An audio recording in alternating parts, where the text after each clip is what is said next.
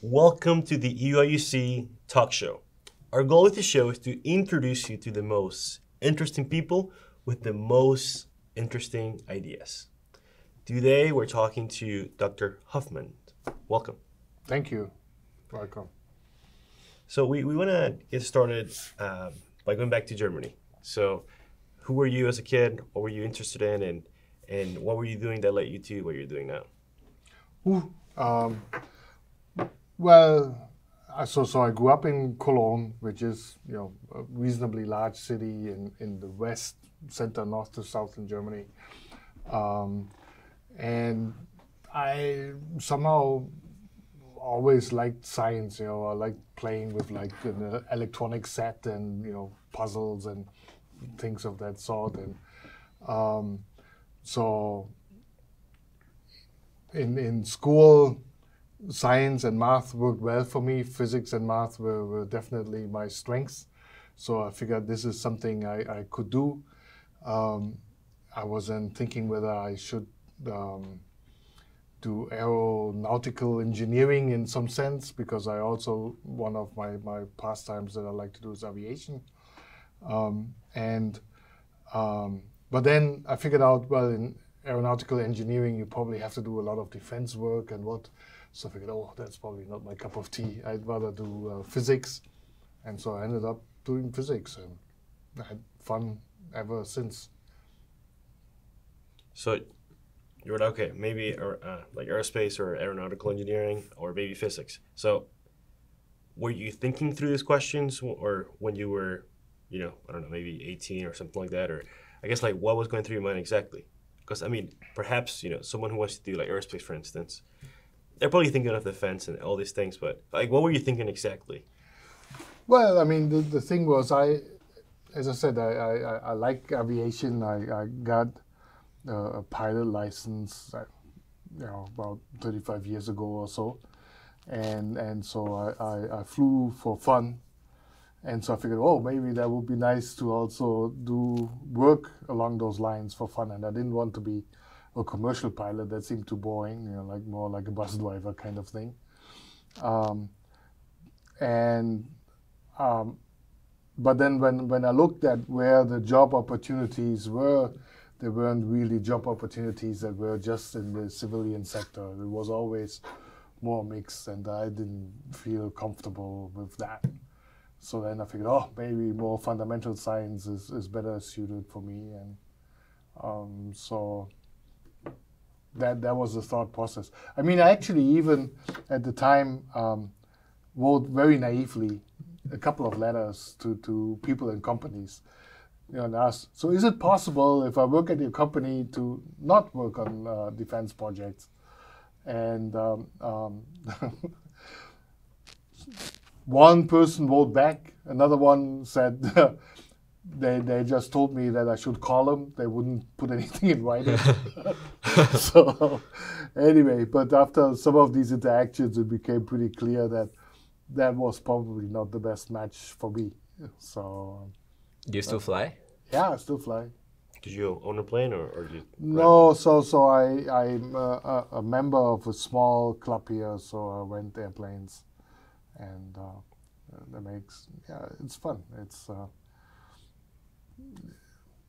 It's an interesting thing. It gives you lots of freedom. Once you're up there, that's what you can go whichever way you want, and at the same time, it's a very kind of complex machinery in a way. That gives you some satisfaction that you can master this and do this, and yeah. Which places have you flown to so far? You mean from here? Yeah. From here, mostly in the vicinity. I visited, during the pandemic, I visited friends up in Michigan. There's, but so I lived in Southern California for a while, so we would fly to Las Vegas or the Grand Canyon or things of that nature. And when I was in Germany, one of my nicest trips was flying to Corsica, which is like an island in the Mediterranean. Generally, we like to fly to islands because It's otherwise hard to get there. So that was always fun. On the weekend, we would fly to an island off the north coast of Germany. Wow. Wait, from California or from like in Germany? Or? No, from in Germany. Got it. Yeah. No. So from California, I went to Northern California, Arizona at some point. So. Yeah, I was talking to someone at one point, and they told me that the best place to get your pilot's license is in California, because of all the different winds and all the different environments that you can get, and so they recommended, if you want to get a pilot's license, go to California or something. Yeah, I mean, it's hard to beat the weather in San Diego. It's very predictable. I can give you the weather forecast for the next week. So it's, here is definitely much more varied. I have to say, so I lived 2 years in New Mexico. For flying, I thought that was the greatest because the air was so clear. You have these unlimited visibilities and the scenery is spectacular. So that was fun. But I don't know. You find some interesting places wherever you are. That's true, as long as you're looking. So you were, maybe aeronautical engineering, maybe physics. Yeah. You were in physics. So you graduated from there. I guess before we, jump into San Diego, what were you thinking when you were an undergrad? What were some of the things you were thinking about that perhaps we should be thinking about? Oh, did I have grandiose ambitions of changing the world? Probably not. But so when I was an undergraduate, one of the super exciting things in material science was that right around the time when I was studying, there was this discovery of high temperature superconductivity, where materials lose all electrical resistance at temperature much higher than what had seen before. And so at the time, the main question was, how do we understand that? And so as an undergrad so I did my undergraduate work in Germany, in Aachen. And so there, to get your degree, you also had to do a year-long research kind of project. So we were trying to understand the electronic structure of these superconductors. And that was exciting because in many ways it was one of the first times that the way how we communicated in science also changed quite a bit. Up to that point, essentially most of the communication really happened either to journal articles or conferences and what. But this was an exciting time in condensed matter physics where the goal was to accelerate the way how we communicate. And so essentially there were a couple of people, they set up an organization where you would send your articles before it's published, and they would then distribute these preprints around and have a weekly email saying, okay, here are the following new articles available even before they are published. And it's been interesting to see how since then this has become much more commonplace, all over. I think similar things have happened in high energy physics at the time already earlier. But so for us in material science, condensed matter physics, this was like a new way of communicating. That was interesting. Interesting. So that was something that got you interested in. So I guess you could say that you were hooked in a way. So is that what motivated you to continue going to? I guess what motivated you to come to the U.S. And especially San Diego? Which I think the PhDs for the doctorates was a German invention. Do you know anything about that, maybe? I'm not entirely sure about that, but yes, I know. Like in my hometown, the university is 600 years old or so, right? Yeah. Well, so ultimately, what happened is before I did this 1 year research thesis work, I wanted to go for a year abroad, and I figured it had to be somewhere where they speak English because that was the only foreign language that I spoke reasonably well. And at the time, not all that well actually. And going to England didn't seem to make much sense. That's close, so close. Why bother? And the U.S. sounded about right. And so I talked with one of my professors in Aachen. I said, here, I want to spend a year abroad. Whether he would have some recommendations. And so he listened to me. And little did I know it was probably the right person to ask, because he got his PhD at the University of Southern California. But he also then said, okay, look, if you go for a year, you're probably not going to learn much physics, but you're going to learn a lot for your social life. So it's definitely worth doing. And so he said, well, since you're not going to learn much physics, you might as well go somewhere where the weather is nice. So he said, at the time, he said, there is a really good university, in Illinois, in Urbana-Champaign. He said, but it's too hot in the summer, too cold in the winter. I should not go there. I should go somewhere in California or Florida. So I ended up going for a year to UC San Diego. In terms of weather, it can't beat that. I did learn a lot physics actually, because I ended up working in the lab there.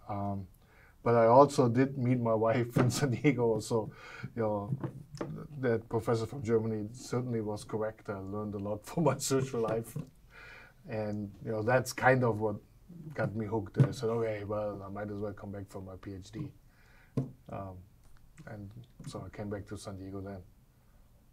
Is your wife also German, or I guess she was from San Diego, or? No, so she grew up in San Diego.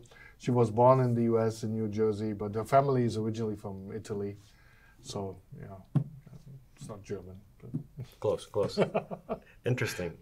Well, so your professor also told you to come here to Champaign, but I guess it was too cold. It would have been interesting to see if you would have come here. Like, I guess, like, how would your future would have been different? I mean, eventually he did. Yeah. No, and it's a perfectly good place for doing science for sure. Absolutely. And I don't mind the weather that much. But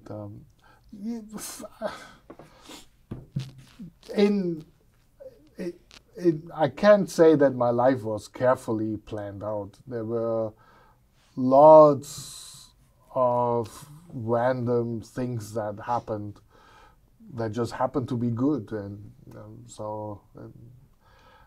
like when I went to the US for that year, my intention was to go and see it for a year.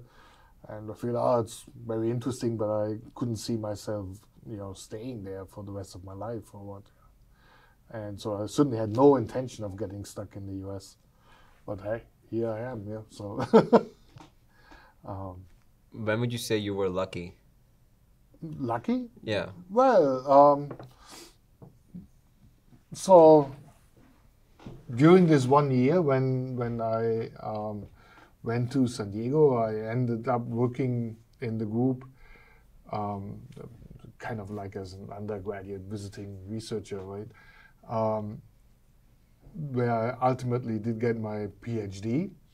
And I would say my advisor was really fabulous. I learned a lot from him. He was very supportive to this day. I mean, in fact, I'll still actively collaborate with him right now.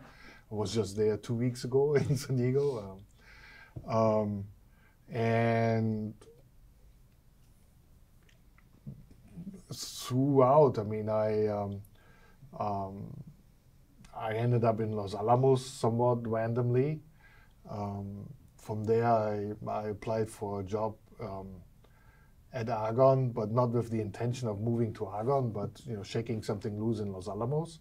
But it didn't work, so I ended up in Argonne.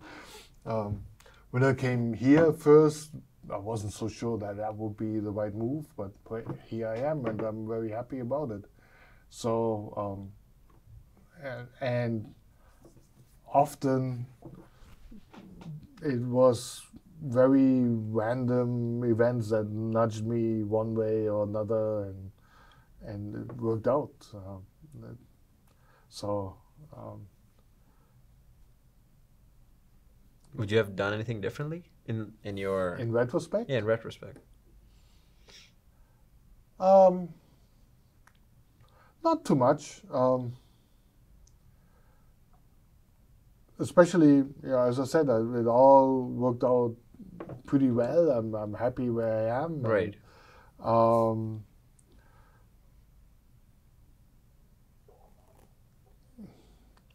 But I probably would have also be happy if I hadn't gone to the US. I would have made a good run at it in Germany. Who knows? No, I don't regret too much. That's kind of the question. So this one's going to be your third year in the university, or almost. Yeah, on the fourth year. So I came August 19. Okay, so almost 3 years, almost 4 years. Yeah. So I guess what inspired you to come to the university? I mean, you spent almost 20 years at Argonne. You probably could have kept going if you wanted to. So I guess what inspired you to make the change? Well, so the National Lab is a fantastic place when you're a young researcher. You can really do your research fairly unencumbered with really good resources and what. It's a much more complicated place the more senior you go, because the way how the structure is, the lab has certain priorities that over time may or may not align with your own priorities, and so at some point it became clear that that it probably would be nice to move to a university where you have in a way more freedom to follow your own interests and what. And originally my goal was to go back to the West Coast because my wife really wanted to go back to the West Coast. And in that process, an opportunity opened up here, and I looked at it, and I liked many of the things that I liked about the National Lab. This very collaborative spirit that goes across boundaries, that was nice. The resources available here are pretty outstanding, especially in material science and quantum metaphysics. So in that sense, it wasn't such a different environment. Also, the fact that it's not so far from where I was, 2 hours drive, I figured it would be easy to continue collaborating with the people that I liked at the lab. And in fact, we do have joint programs that we run. But of course, also, at the time when I moved, I couldn't foresee that, half a year later, things changed completely for us all with the pandemic and all. So, and again, I guess I was lucky because being here at the university during these times, I think was much, much easier than being in the National Lab, for example, where things were much more restrictive. So. Is your wife happy now that because she really wanted to go back and you ended up going to the place you avoided in the first place? Yeah, I think so. She likes the fact that we have now a house with garden and stuff. Before we were living in an apartment in Chicago. It has all its advantages and disadvantages, and I'm sure she would have liked it better if I had the position at the West Coast, maybe. But no, it's all good. We're well adjusted, I would say, by now. How often do you travel to Europe? A couple times a year, typically. So all my family, my parents, my 2 brothers are all in Germany. Right. And so I go at least once, maybe twice a year. Ideally, we like to combine it with some nice conference that happens to be in Germany, not too far. Yeah. Would you consider going back there, living in Germany? Sure. It's a perfectly good place for living. It's a really good place for doing science also. Now, having said that, I'm now getting old enough where this becomes less and less an option, because in Germany there are much more stringent rules about how long you can do what you like to do. So I'm getting probably to the point of no return, where that isn't necessarily easily possible.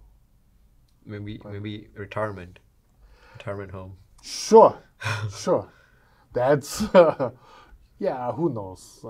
I'm not quite at the point where I think very deeply about what comes there. Hopefully, it still involves flying. That's true. I mean, and you could do that if you wanted to. Well, so yeah, you have to pass a medical exam regularly, right? So that could at some point interfere. So that's out of my control to some extent. Are there any other things which you enjoy doing in your free time other than flying? Sure.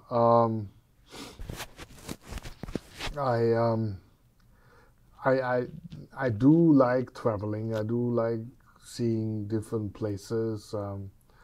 I used to play tennis for quite a while, but at some point my shoulder didn't cooperate anymore, so I had to give that up. But were you upset when Roger Federer gave up finally? No, it's okay. You have to give the next generation a chance. That is true. So you can't do these things indefinitely, and it would be silly to expect that you do that. But it was kind of fun when I was younger. I actively worked at a professional tennis tournament that happened to be in Cologne and then later moved to other cities in Germany. And so I saw a lot of the things that were going on behind the scenes. That was pretty eye-opening in a way. But like in what way? Like what did you see? There was quite, what should I say? I mean, well, being a professional tennis player when you're not at the is difficult, for sure. If you are very good and famous, there's of course a lot of attention, and dealing with that isn't necessarily easy.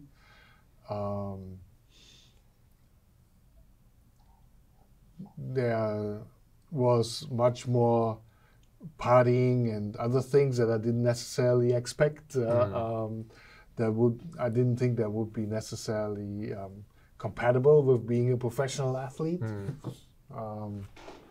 So, yeah, I don't know. It was some things were.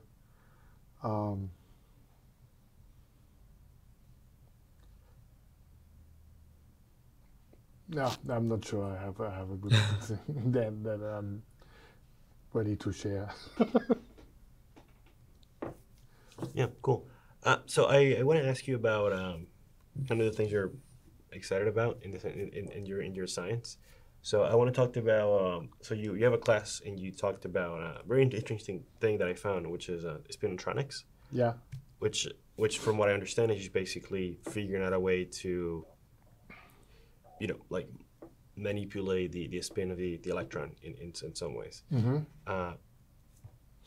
Why are you excited about spinotronics, and what do you think we could do with those, besides storage and all those things. What do we need to figure out more utilities for that? Well, so as you said, spintronics. One of the ideas is normal electronics. A lot what you do is you make use of the fact that electrons have an electric charge, and so you kind of charge and discharge capacitors, and that's how you have information stored.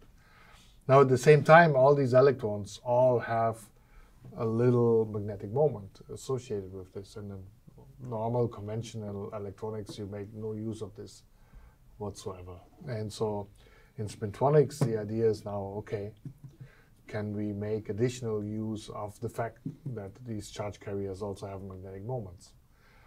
And it turns out it provides actually a lot of utility, because a lot of, almost all digital data eventually is stored in magnetic materials. You have it on magnetic hard drives, magnetic tapes, for very long-term storage. And the reason for that is that in magnetism, it's very simple to have two equivalent but opposite kind of states that you then can easily use for information, logic, zeros and ones and all that. And it requires no power to maintain that information. And so the interesting question now is can we adopt the speed of normal electronics to the way how we can encode information in a non-volatile way in these magnetic materials. And because if we can do that, if we can manipulate them very quickly, but at the same time maintain the information without the need of external power, then that allows to reduce the power demand of manipulating data and storing data and all that. And that becomes increasingly a real big societal issue, because all of us are using more and more digital data every day. We take pictures all the time of God knows what on our cell phones and what have you. And handling all this massive amount of digital data becomes more and more an energy problem.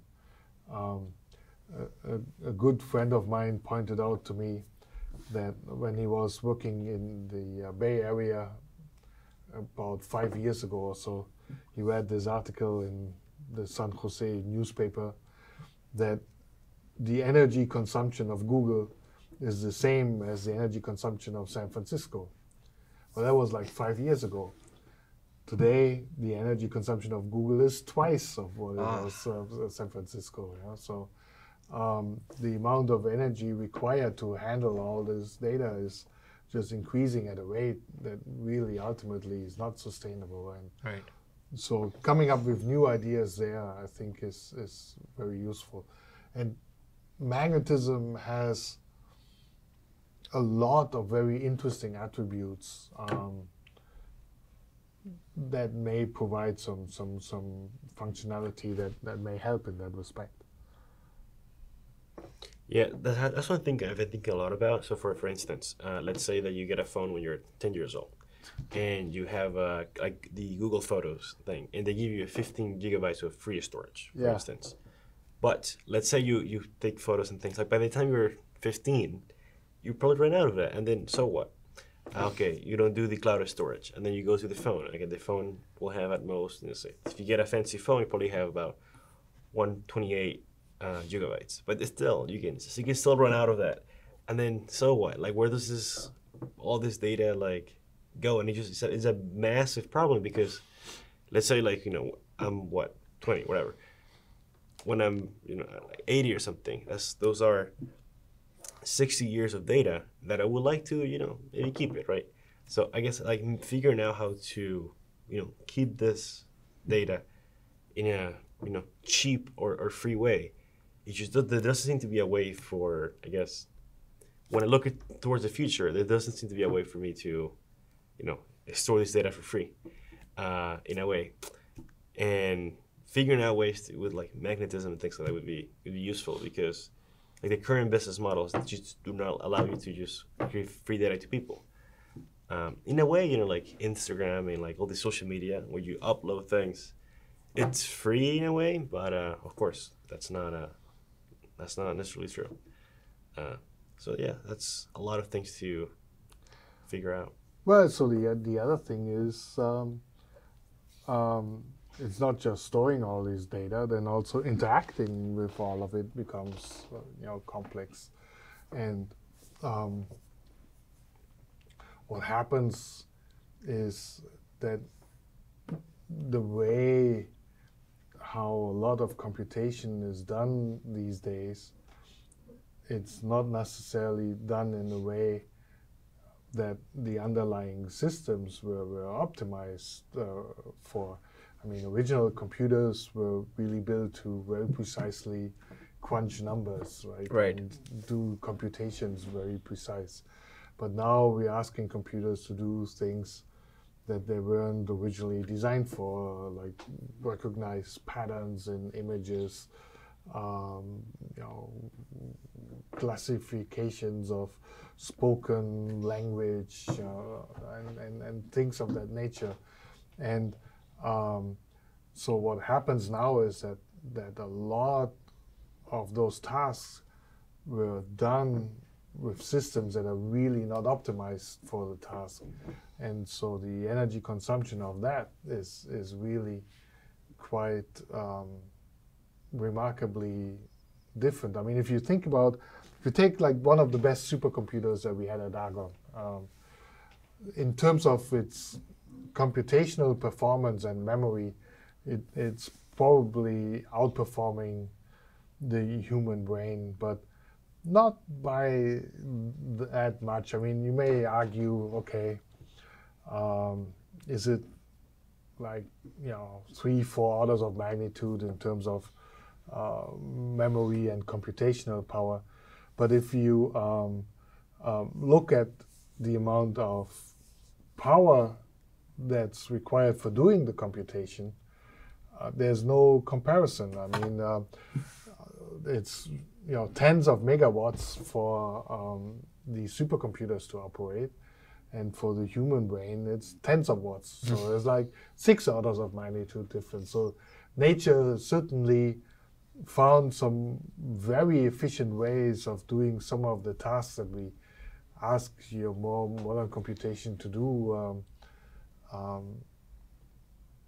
that we don't do so well yet. And we were talking about this with one of the other professors we talked to like a couple of weeks ago about neuromorphic computing. yes, Which is all about how you can basically just model computing based on how our brain does it, how it does it so efficiently.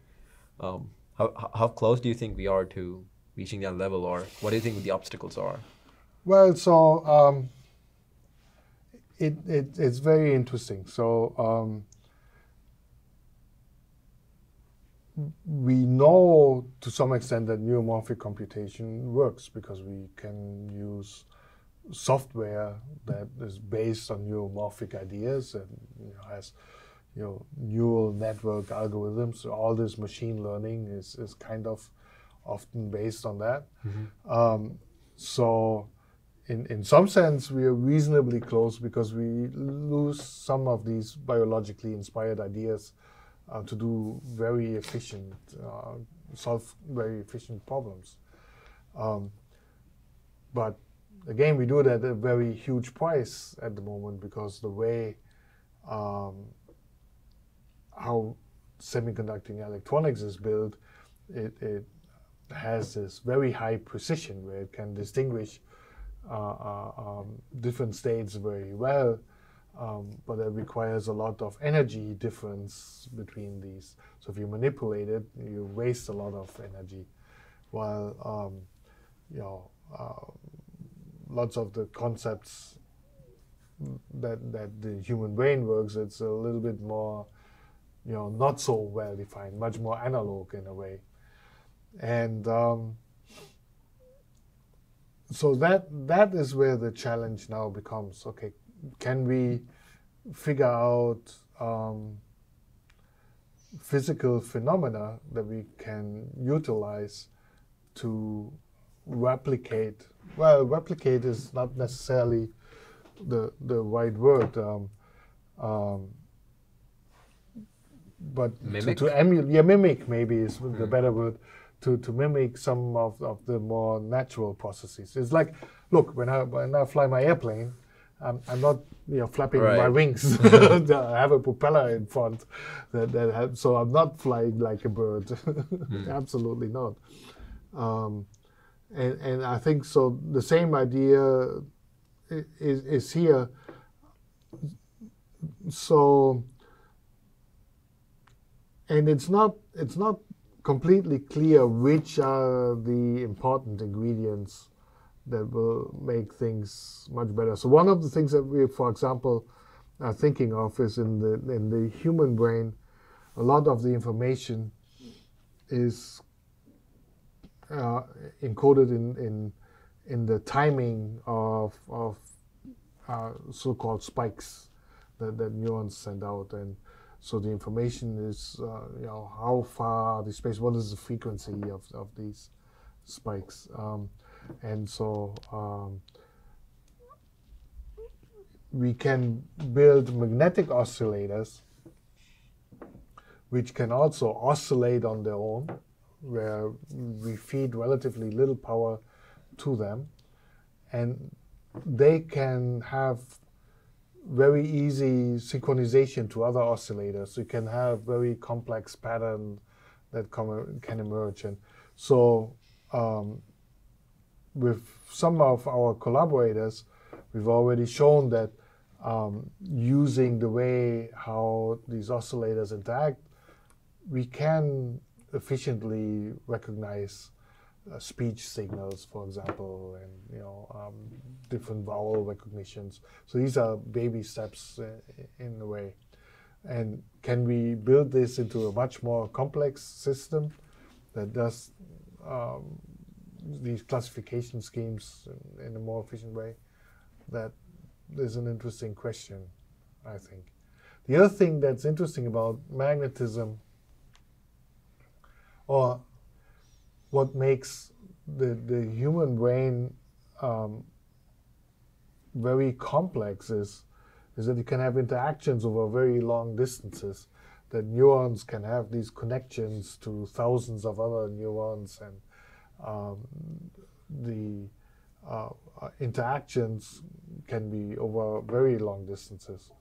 Do you mean like across people or like within the... No, within the one single brain. And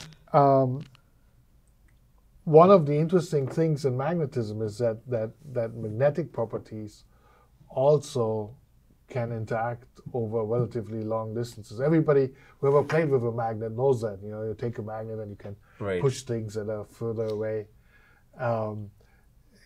And so there's some reason to believe that by using magnetic materials, it thereby allows us to have interactions between different parts of our computing architecture in a way that are much more non-local, not just between adjacent devices. And hopefully that would be useful. But do we know if the human brain is the most efficient at doing what we wanted, like we are modeling the computers off of? Or are we looking into other like animals or like birds or? Oh, that's a good question. I don't really know. That's not necessarily. Certainly, it's quite amazing some of the tasks that the human brain can do relatively easily. Right. That becomes very hard for a computer to do. So So in that sense, I'm sure there is room for improvement. But is it the best? I don't know. How do you know that? One of the like fascinating features about like some birds' brains is like they can sense the magnetic fields. Like I've been looking into, read something about like the birds that like migrate, and like how they know which place to go to every season, and how they can, like their brains have, they're able to sense the magnetic fields of the Earth to see where they're going, and like have you studied that at all or? I haven't studied it, but I agree it's a super fascinating thing, and so I do give a course, a lecture course on magnetic materials and applications, and one class I do speak exactly about these magnetoreception, and so it's actually quite remarkable the different ideas that there are how this works. So at the very basic level, you have like little bacteria that grow actually little magnetic particles inside that act like a compass. Right.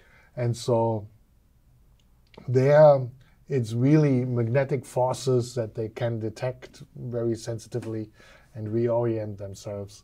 And the reason why these bacteria do this is they live in a liquid environment where there is, you know, a specific layer where they have the right oxygen content, where they live very well. And so if they swim up and down the magnetic field lines, it's much easier to find that layer than if they have a random 3D walk. Right. That's why they do that. Then with some fish, like in particular sharks, they think that they can detect magnetic fields inductively. Like, you know, if you take like a current loop and you move it through a magnetic field, right, you can generate a voltage. Mm-hmm. And so they have cells where people suspect that that may work, that when they swim, they can and move the head also, that they can pick up the magnetic field that way and navigate.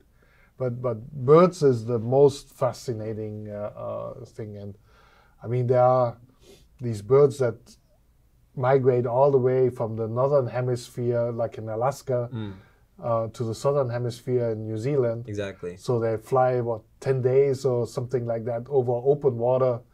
Man, I get lost in an airplane, you know. Well, unless, you know, we have satellite navigation now and all. But if I just had to look out, right, it would be rough. So presumably, there the story is that for birds, they have a protein on the retina where one of these photo-induced chemical reactions is very, very sensitive on the direction of these molecules with respect to the magnetic field. And so in other words, the hypothesis is that birds can directly see essentially the direction of the magnetic field. So that really appears in their visual sense.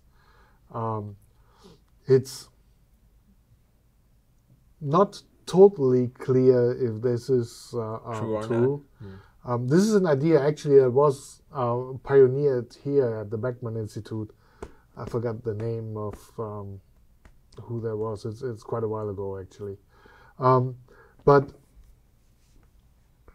it's remarkable because in order for this to work, it really requires like a quantum coherent chemical reaction that has this very strong sensitivity of magnetic field direction. And so what happens is on the retina, you know, you have like a sphere, you have all these molecules that have different directions. and so only few of the molecules on the retina will be perfectly aligned with the magnetic field, and so. It would be interesting to see if we can like replicate it in some way, like create a machine that we could like put on or something, and we could like see the same things that the birds are seeing.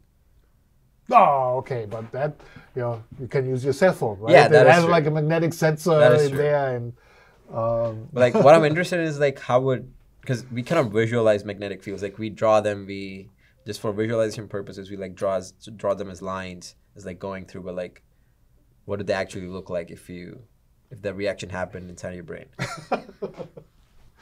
Because fields are such an interesting concept. Like we talk about fields, like we talk about quantum fields, like magnetic fields, electric fields. All these are invisible. We talk about the Higgs boson field and everything, right? And we just say that it surrounds us, it permeates everything, but like, what is it though? Like it's such a fascinating thing. Like we cannot, like, we're surrounded by it, but we cannot really see it. But it's affecting so many things in ways we don't know. Yeah. Agreed. Like we always do we have the like graphics for like fields. We can look at hundreds of YouTube videos which will like visualize fields for us, and we'll have the like graphs and like a fabric, but I don't know. It's interesting. Yeah, but so I mean, the fact of the matter is that we have become very sophisticated that we can map out some of these things very well. I mean, so we can use magnetic field sensors and move them around. I mean, one of the very interesting things is you can use atomic defects that can very sensitively measure even minute magnetic fields. And you even know the direction just because this defect is, so you take a, sorry. Yeah, thanks so much. Something happened.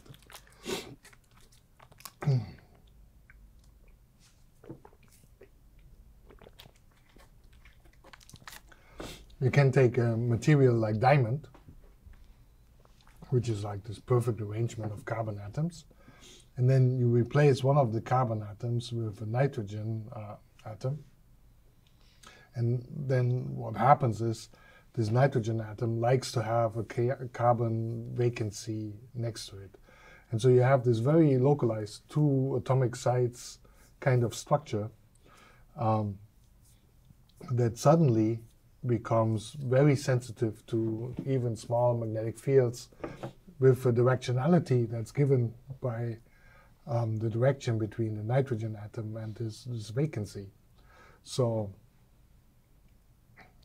this you can now put into a diamond tip, for example, move it around, and very carefully map out fields with exquisite resolution. And that, I mean, we don't do that in our group necessarily, not quite yet. We hope to do this maybe in the future, but there are other groups here that already do this quite routinely. Yeah. What's the relationship between magnetism and gravity? Is there such a thing? Oh. I don't think there's much of a relationship. Not that I can think of.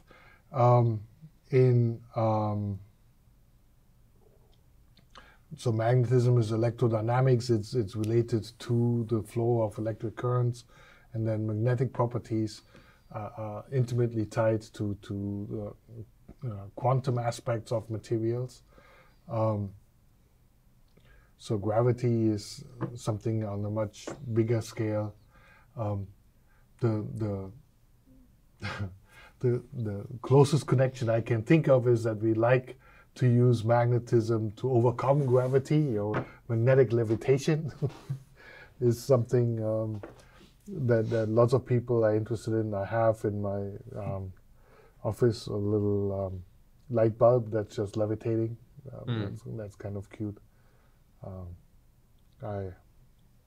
So I'm not sure that there's really much deeper connection there. Yeah, who knows? Yeah, I mean, you're right. In a sense, like gravity is a large scale thing, and then magnetism is a more smaller scale in a way. Yeah. Yeah, who knows? Because they seem to behave in a similar way. 'Cause, I mean, it's like you said, like you can use magnetism to counteract gravity in some cases. But magnetism has a source. I don't think gravity has a source. Yeah. Right? Well, I don't know. I mean, because like magnetic fields wouldn't just exist. Like you would need something creating them, right? Well, you have yes, the magnetic fields are either generated by electric charges that are moving around. Right. Like in your electromagnet, you pass a current through your coil and that generates a magnetic field.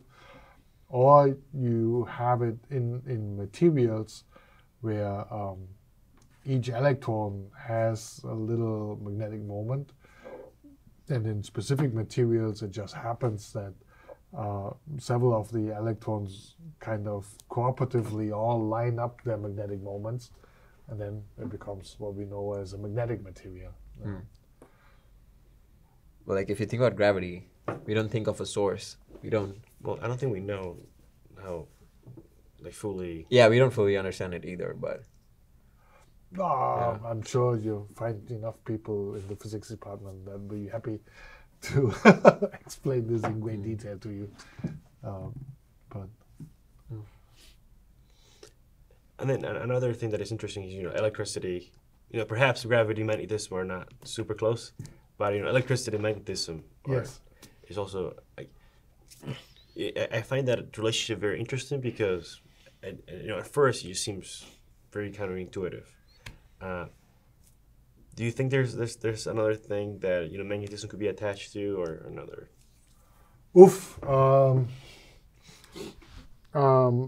I don't know.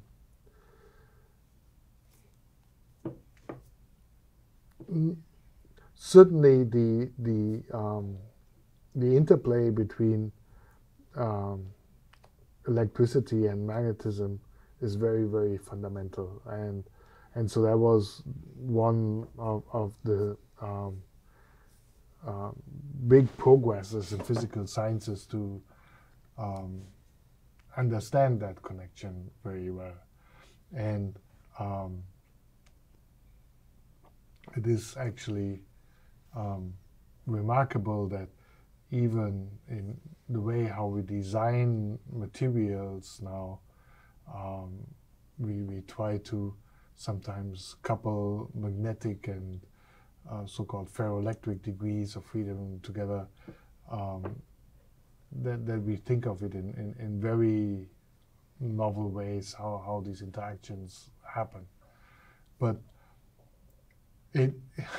so the first time this relationship was actually observed was about 200 years ago or so, when a high school teacher in Denmark, Hans Christian Ørsted, he would make like public demonstrations at the same time about electricity and also magnetism. And so he was doing one of these public demonstrations where he had this wire where he passed an electric current through it, and he saw next to the wire a compass needle that would move around every time he passed the current through that wire. And so he didn't tell anything to his audience because he didn't know what was going on, so he was trying to figure it out. The only thing he could figure out is that the compass needle points perpendicular to the wire when you pass the current through it, but how this worked, he had no idea. And it took then another couple of decades before people like Ampere and so sorted out that there's this intimate connection between electric currents and magnetic fields.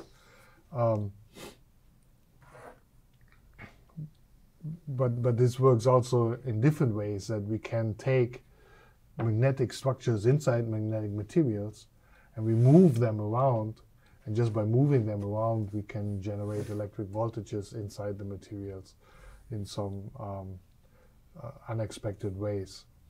So this is the one thing that I honestly find absolutely fascinating about magnetic materials and magnetism is it's something that inspired human curiosity for probably thousands of years. Some of the the ancient Greeks knew about magnetism. In China, the compass was developed like 2,000 years ago or so. Humanity has known about magnetism for quite a while, but nevertheless, to this day, it continuously surprises us in ways that are quite remarkable. Something related to that. Again, may not be your area's expertise, but I'm curious to see what you may have to say. Sure. So, perhaps the next wave of transportation would be using magnetism, and we've seen this. In Japan, they use some sort of methods. Yeah. Maglev. The hoverboard that someone invented. Someone kind of did some magnetism. It doesn't really work, but it's there. If you wanted to create the next transportation device, maybe a car, maybe it's a plane, maybe it's something. What first be one question? How would you arrange the magnetism materials? So what materials would you use? What type of things would you consider? And next, how would you do it?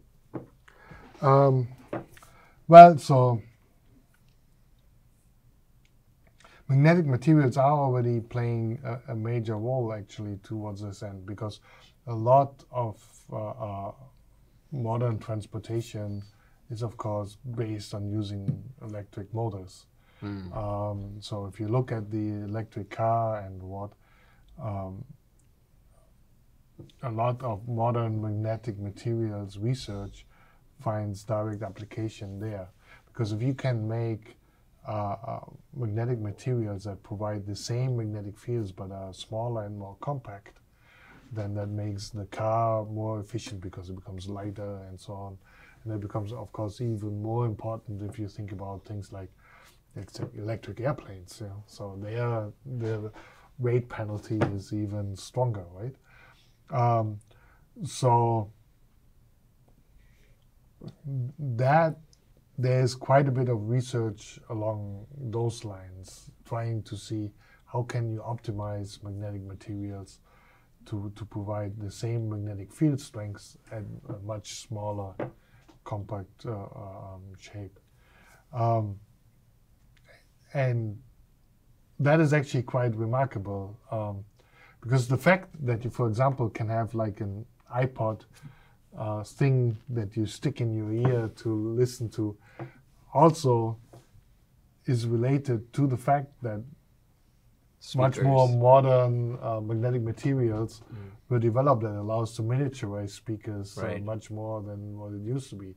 If you were to use the magnetic materials, ferrites and what have you, from a couple of decades ago, there's just simply no way you could make it so small that you can. So I guess you see the impact of some of these developments already. It may not be so obvious because you typically don't think along those lines. So I don't think that magnetic levitation is necessarily where it's at. I do like the hoverboard. The person that invented that is a good friend of mine. Oh, really? Yeah. He was from the Leibniz Institute in Dresden. So he worked a lot on magnetic levitation, and so they did this as a PR stunt. I was one on their levitating trains at some point. I didn't bring pictures, but it's kind of cool. But some of the things are not very practical, because if you have like a permanent magnetized track, in a real world environment, it becomes hard because it also attracts all kind of debris and other things, and so you find a few magnetic levitating transportation systems. Like I went on the levitating train in Shanghai from the airport to the city center. Super fun, it's like, but apparently it's also complex enough that it's really not that useful for larger scale implementations. For now. Okay. With our current. So I mean in basic terms, I guess you basically counteract gravity, so you basically have no downward force. Yeah. And then you figure out some sort of propulsion system, which I guess if you don't have the downward force, you can go. You also have to like keep it from like going this way. Like if we stabilize it this way, there's still a possibility that it can just like but so essentially, I mean, where they typically do this is they have a repulsive system that works in one direction, lifting you up, and then you have things along the side, either wrapping around your rail, or the rail is like U-shaped. So there are ways around it. And then the way how you do the propulsion, it's just like a linear electric motor, really.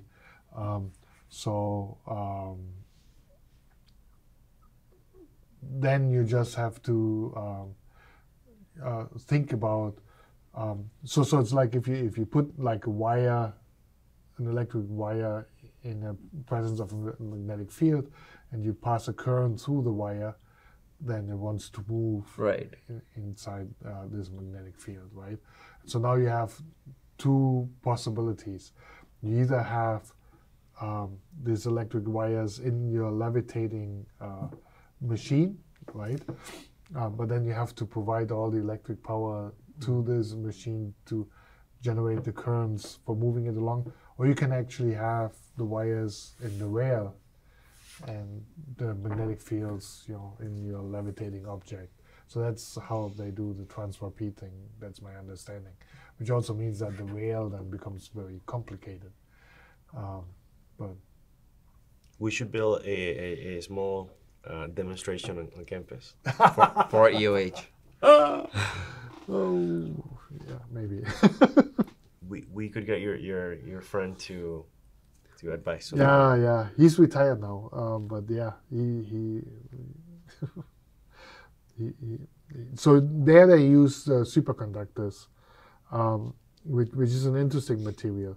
If you take a superconductor, you make it superconducting in the presence of a magnetic field, it kind of freezes in that magnetic field. And so you can stabilize it precisely at a specific position.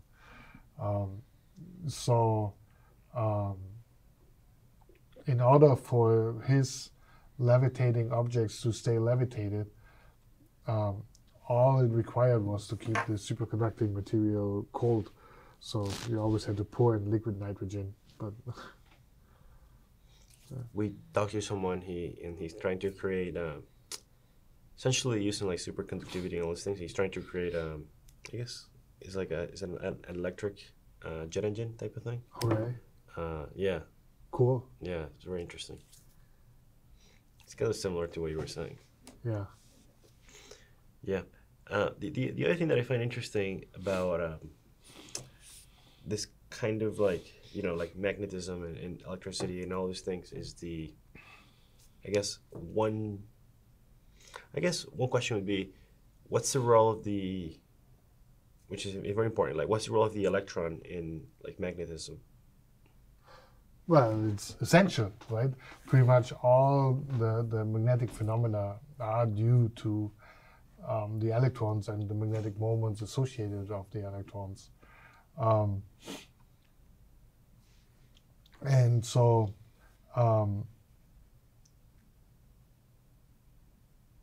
one of the things that over the last tens of years really became interesting is that having electrons with their magnetic moments is not just important for generating the magnetic structure that generates the magnetic fields, but also it allows us for ways how to have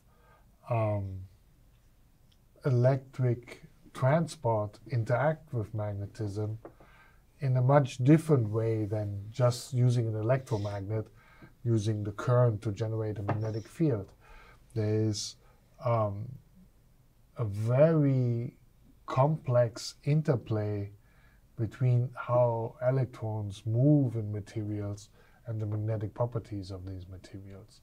And this was discovered first like 40 years ago, by what's known as giant magnetoresistance, that if you have a magnetic structure where magnetic materials have magnetizations that point into different directions, the electrical resistance can be significantly different depending on whether magnetizations are aligned or anti-aligned. And out of this research, we learned about 20 years ago or so that we can even do this in a reverse way, that we can inject electric currents into a magnetic material and thereby change the direction that the magnetization points.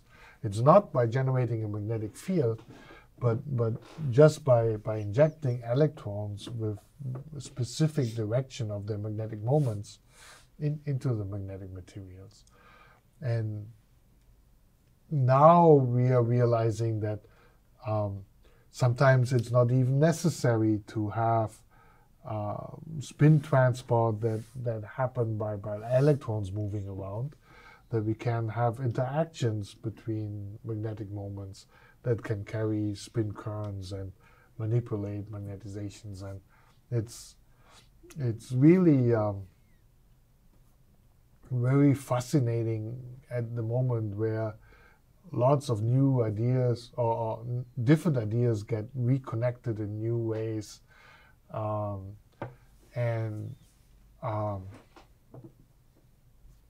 Yeah, so some of it would become quite technical now if I go on and on.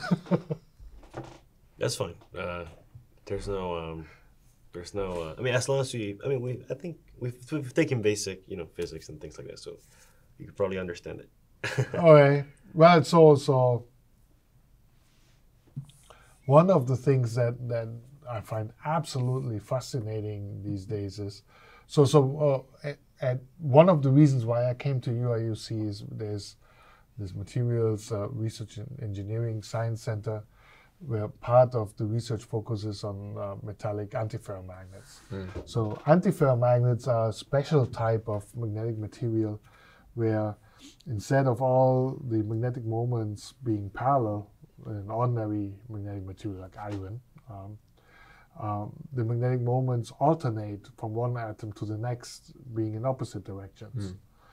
Which means that on the whole, there's no net magnetic moment, there are no magnetic fields emanating outside of these materials. But still, the magnetic structure is very well ordered, very specifically ordered. And it turns out that these materials can have very interesting connections to the way how electric charge transport goes through them. That you can use an electric charge transport to flip magnetization from looking like this to like this, or even flip it maybe opposite from each other. That materials that have no net magnetization, you can now, when you pass electric currents now in different directions, suddenly these currents become spin polarized.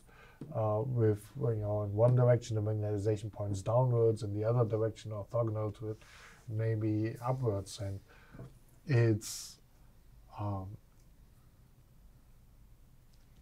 very unexpected that would be the case. And so it allows for a lot of new physics, how the magnetic structures in these materials can interact with the electronic transport properties, and figuring this all out is a lot of fun. You're kind of at the edge of what we seem to know with this type of thing. So you're kind of trying to figure things out as well. So one of the things. So there's a couple of things, because of this different type of order. One of the things that happens is that the way how magnetization changes in these materials happens much faster. right. It's not immediately obvious why that is, but it's essentially that the way how the interaction between these moments happens. If you have a ferromagnet and you disturb the spin in this ferromagnet, all these moments move in the same direction. Right. And so you don't disturb the coupling between them. It's just like taking a whole material, rolling it around. In these antiferromagnets, if you perturb them, they typically start pointing in opposite directions. Or they get perturbed into the same direction, and so their antiparallel alignment gets disturbed. And that costs a lot of energy somehow. And so that makes the restoring forces very, very strong and fast. And so we were talking earlier that we want to try to maybe encode information in the way how magnetism presents itself in materials. And by using antiferromagnetic materials, you can now possibly do this much, much faster. But then, how do you know that you change anything in there? Because there's no magnetic field emanating from it. It's very hard to detect how these magnetic moments are aligned in there. But here, then, the realization that the charge transport may interact with these magnetic moments in very unexpected ways offers some really nice new ways how you could possibly think of utilizing these antiferromagnetic materials. And so everybody in our field would quote one of the early Nobel laureates, Louis Niel, who essentially got his Nobel Prize in the early 70s for discovering this class of materials. And essentially in his Nobel lecture, he said, well, these materials are very interesting, but totally useless. And that's not entirely true. We actually have certain technologies where antiferromagnets are essential, but that only happened way afterwards. But now we can think of even very new ways how to use these materials. And yeah. Where would you use them? Well, so again, the main goal would probably be in information technologies in a sense, because you can think of encoding information in either an arrangement of spins like this or like that, or you can have it like this and rotate it. So you basically just have more options with the same material. Is that what the yeah, idea is? and you can manipulate it very quickly. You can pack it closely together because they don't disturb each other that much. With ferromagnetic materials, once you put them very close together, they start interacting also. That's something, if you want to make, for example, a memory, you certainly don't want that the information here gets disturbed by the information next to it. So there are quite a few attractive ideas there, but there's also that antiferromagnets allow us now to manipulate the magnetization in ferromagnets in new ways, because in the way how electric charge transport is connected to the magnetic structures in antiferromagnets offers new opportunities there. So You're right. And even going back to the brain and talking about storage, there's this joke in neuroscience, and they say that the best way to save a memory would be to save it in a person who has Alzheimer's. That is to say that if you want to preserve a memory, the best way to preserve it is to never touch it. Because the moment you touch the memory, it changes. Sure. So perhaps there's something similar in the sense of like once they interact, something happens in the brain too. So maybe there's something to learn there in that sense. Yeah, no, so yeah, so that's the other interesting point. One of the early demonstrations of using an antiferromagnetic material for a memory device, the researchers that developed this idea were saying, well, one of the interesting things is that these antiferromagnets are not very sensitive to external magnetic fields because they have this compensated magnetic order, so there's no net magnetization. And so they took their memory device and put it into very high magnetic fields that you generate with superconducting magnets and still work just the same as just being in ambient conditions. And so that is quite remarkable in a way. That was a fun demonstration. I don't think it's very practical. Nobody typically uses their computers in fields that high, but it kind of reminds me of what you just said. Interesting. What advice would you have for a student who's curious, dedicated, and wants to learn more about things that they're interested in learning about? Yeah, well, stay curious. Try to ask the hard questions. How things work. Don't take anything at face value. A lot of the things that you hear may not be true, even if they come from reputable sources. Most importantly, have fun with what you do. If you don't enjoy what you do, find something else. I think that's definitely what I tell the students in my group. It's important to have fun, and because in a way also, I don't know, if you're too rigidly focused on one thing, you block out the good ideas that may come from unexpected corners. Right.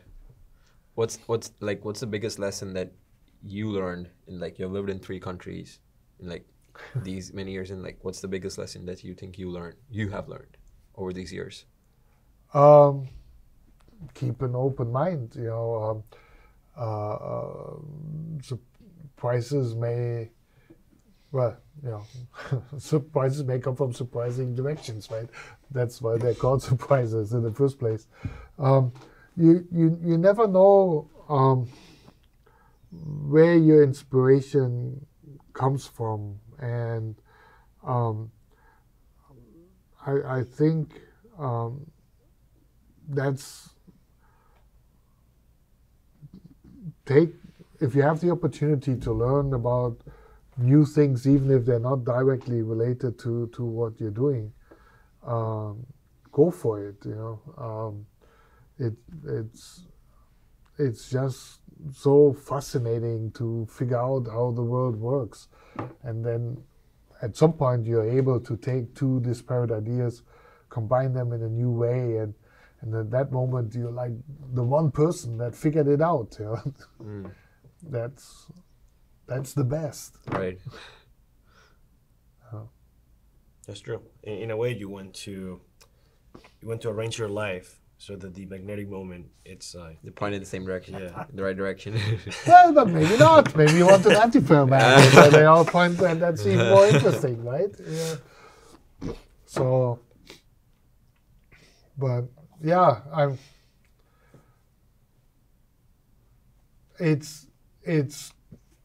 I think the one advice I would say is it's truly amazing how nature can surprise us over and over again. And if you keep digging, you're almost certain to find something interesting. Yeah. And so interesting that you could spend your whole life in it, and even more. So that's the beauty of it. It's almost an never-ending curiosity that you could find. Yeah, and you get to interact. That's the other thing I love about science. You get to interact with people from all over the planet, and and you see how things really are done so differently in different places, and that is certainly one thing of having lived in different cultures and countries and that's also amazing. And yeah, it's interesting. When I did my PhD advisor grew up in Chile, and so he had lots of scientists visiting from Latin America, and somehow I established a whole bunch of interactions there, and maintained them to this day. And there, some of the culture is very different from what I'm used to in Germany. In Germany, you think ahead, you're very well planned, and I had this student visiting from Colombia who was more living day to day, and took things as they come, and I was thinking, how can this possibly work? But they work very well in other ways. So you learn even things on a personal level, then to appreciate how things can be very different and work well for you too. Yeah. We have a section that we call overrated or underrated. Okay. So we give you a topic or a statement, and you tell us what you overrated or underrated, and you tell us why. So the first one is a very obvious one. So you love planes and aviation, and you also live in San Diego. So Top Gun, overrated or underrated? If anything, it's maybe underrated. It's really very good. I did like both movies. I mean, probably hard to call it underrated because it did very well. So, but yeah, it's pretty cool. The next one, also similar to aviation and also some German background. So von Braun, underrated or overrated? Oh,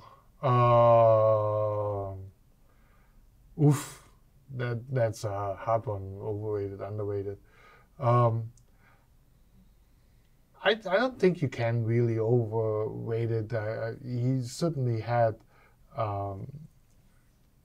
quite clear influence on rocket development. Some of it not so savory. So maybe that part should be underrated. But yeah. Next one. We talked about magnetism, and one of the technologies that is starting to pick up, or has been in the past few years, is wireless charging. So wireless charging as maybe the future of charging. Underrated or overrated? Definitely overrated. First of all, it works much better with a wire. Right. Much faster. Yeah, much faster, much more efficient. Much fewer losses. So, and the convenience is okay. I do use it myself, I have to say, though. Yeah. But overall, I'd say overrated for sure. Yeah, I think it's especially because you also have to, your phone needs to be in place. In the right place. In the right place. Yeah. So like with a wire, it's still limited, but you can move it around if you want to. Yeah, no, it happened often enough that I put it on there, but not exactly right, and then you pick it up and say, "Oh, I'm in charge." What a disappointment. You know, so if you stick a wire in it, that's much. But yeah. Argonne National Labs, overrated or underrated?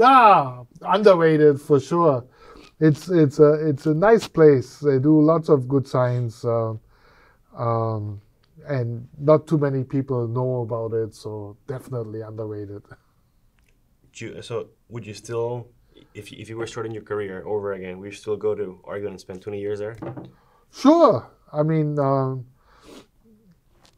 I would have no hesitation. As I said, as a young scientist being at a national lab, it's nice because you get to exclusively focus on research and you get resources at your hand that are really hard to get by otherwise. And you know, as a young professor at a university, it's hard because you have so many jobs you have to juggle.